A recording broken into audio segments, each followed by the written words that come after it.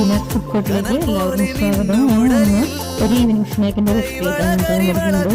അപ്പോൾ 4 മണിക്ക് കുട്ടികൾ സ്കൂളിലേക്ക് വരുമ്പോൾ പെട്ടെന്ന് ഉണ്ടാക്കാൻ പറ്റിയിട്ടുള്ള ഒരു ഐറ്റം കേട്ടോ. അപ്പോൾ അതിന് വേണ്ടിയിട്ട് ഞാൻ ഒരു 3/4 കപ്പ് അരിപ്പൊടി ഒരു ബൗളിലേക്ക് എടുത്തിട്ടുണ്ട്. അതുപോലെ തന്നെ ശർക്കര ഒരു 3 ഉരുക്കിയത് ഞാൻ അരിച്ച അരിപ്പൊടിയിലേക്ക് ഇട്ട് കൊടുത്തിട്ടുണ്ട്. അതിന് ശേഷം നന്നായി മിക്സ് ചെയ്യുക.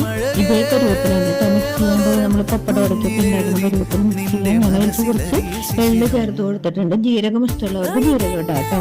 എന്നിട്ട് അതിൽ ഉപ്പ് വേണമെന്നുണ്ടെങ്കിൽ നിങ്ങൾക്കൊരു നുള്ളിപ്പിടാം. പപ്പടത്തിൽ ഉപ്പുണ്ടാവും, അതുപോലെ ശർക്കരയിൽ ഉപ്പുണ്ടാവും. അപ്പോൾ അത് നോക്കിയിട്ട് വേണം ഇടാൻ പറ്റുക. അതിനുശേഷം ഇതുപോലെ പപ്പടം മുക്കിയിട്ട് ഇതേപോലെ ചുരുട്ടി എടുക്കുക കേട്ടോ.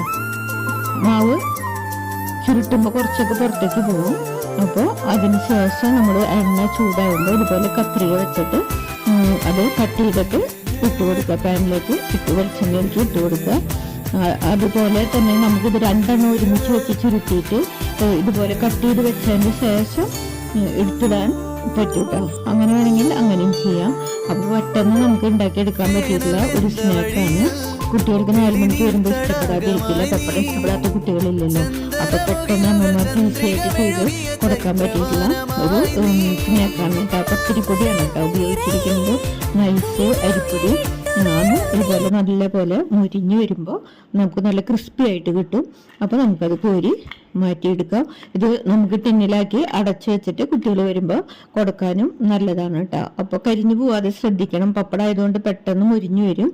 അപ്പോൾ കരിഞ്ഞു പോവാതെ സൂക്ഷിക്കുക കേട്ടോ. അപ്പോൾ എല്ലാവരും ഉണ്ടാക്കി നോക്കുക. ഇഷ്ടപ്പെടാൻ വെച്ചിട്ടുണ്ടെങ്കിൽ വീഡിയോ ലൈക്ക് ചെയ്യുക, ഷെയർ ചെയ്യുക. ആദ്യമായിട്ട് കാണുന്നവർ സബ്സ്ക്രൈബ് ചെയ്യാനായിട്ട് മറക്കരുത് കേട്ടോ.